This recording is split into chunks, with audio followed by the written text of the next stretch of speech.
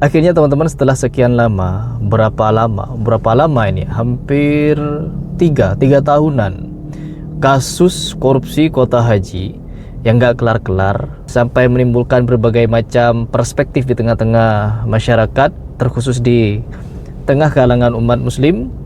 Sampai-sampai Ustaz Khalid Basalamah pun menjadi salah satu saksi ahli, yang dimana kasus korupsi kuota haji ini ditangani secara serius, meskipun hasilnya sangat lama diumumkan. Dan sekarang kita mendapatkan berita yang sangat-sangat mengejutkan kepada mereka, terkhusus Banser, terkhusus mereka yang membela Gus Yakut, bahkan mereka yang sampai menyatakan Ustaz Khalid Basalamah itu tolol, mengatakan Ustaz Khalid Basalamah bego. Logika sederhana seperti itu saja tidak bisa terbayang, itu terbersit sedikit. Jadi kalau mau goblok itu jangan goblok amat, jangan terlalu goblok begitu. Kalau mau bego itu jangan kebangetan begonya. Harus ada sense of justice, saya bilang kemarin itu ya. Tapi karena ini dibahasakan ini adalah percepatan, ini adalah resmi, bisa dipakai. Oke, kalau gitu tidak ada masalah. Nah, karena kami memang PIHK-nya baru 2023, dia tawarkan tuh, pakai PIHK kami, PT Muhibah dari Pekanbaru. Oke, pakai PT-nya dia. Makanya saya sama jemaah semuanya terdaftar sebagai jemaahnya Muhibah. Nah, gitu. Kita terdaftar semua jamaah. Jadi kita diminta bayar visa 4.500, kita terdaftar sebagai jemaahnya dia, kita juga dijanjikan maktab VIP yang kami bayar. Jadi kami ada pembayaran visa, kami ada pembayaran maktab. Waktu itu kami diarahkan maktabnya ke Asosiasi Ampuri. Kami bayarlah semua itu. Dan ini betul kami nggak tahu nih tentang praktek lapangnya seperti apa. Oke, berarti ada pembayaran 4.500.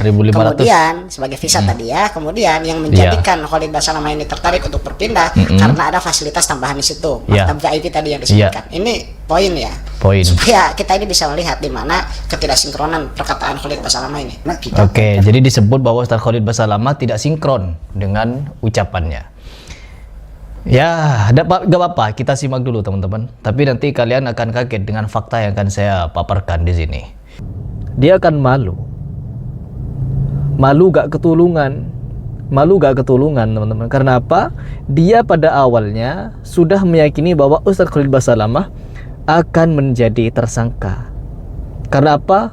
Uangnya disita dan bla bla bla lainnya yang dia sebutkan di channel YouTube-nya, seolah-olah percaya diri sekali bahwa Ustaz Khalid Basalamah akan menjadi tersangka.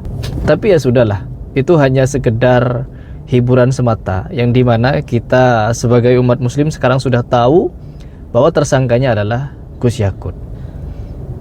Terus bagaimana dengan para muhibbinnya? Terus bagaimana dengan para pencela Ustaz Khalid Basalamah ketika mendengar fakta ini? Jadi tentunya sangat-sangat malu.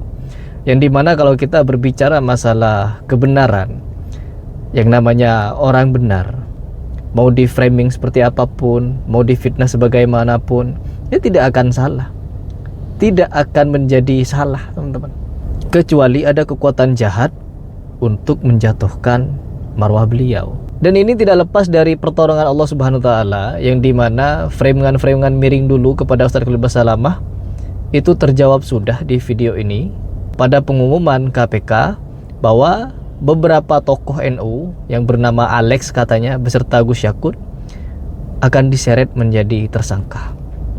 Terkejut bukan? Jadi bagaimana nih para pembela yang selalu koar-koar? Apakah mereka akan tetap koar-koar atau mereka akan tertunduk malu? Dan di video ini saya tidak punya banyak komentar, kecuali hanya satu. Selamat menikmati cemoohan kalian kepada Ustaz Khalid Basalamah, yang dimana Allah Subhanahu wa taala menjawab kontan pada pengumuman KPK bahwa Gus Yakut yang menjadi tersangka. Dan saya tetap mendoakan bagi mereka pembenci Ustaz Khalid Basalamah, semoga Allah berikan hidayah melalui fenomena-fenomena yang terjadi ini.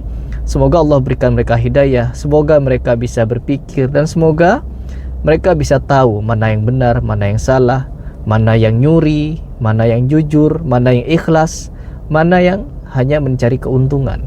Yang sebagaimana 20.000 kota haji sudah dikorupsi, malah mengambil keuntungan dari berbagai macam elemen lainnya dari keberangkatan haji. Entah yang jadi panitia, yang jadi ini, jadi itu. Akhirnya apa? Mendapatkan gaji harian, katanya begitu. Jadi memang haus teman-teman, haus uang.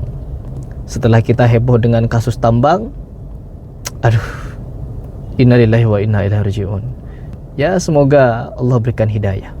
Dengan adanya fenomena seperti ini, semoga kalian semua bisa sadar dan bisa berpikir mana yang benar, mana yang ikhlas, mana yang tulus, dan mana yang mencari keuntungan, nyari uang, membodohi umat, nipu umat, nyuri duit umat, nyuri uang negara. Camkan itu.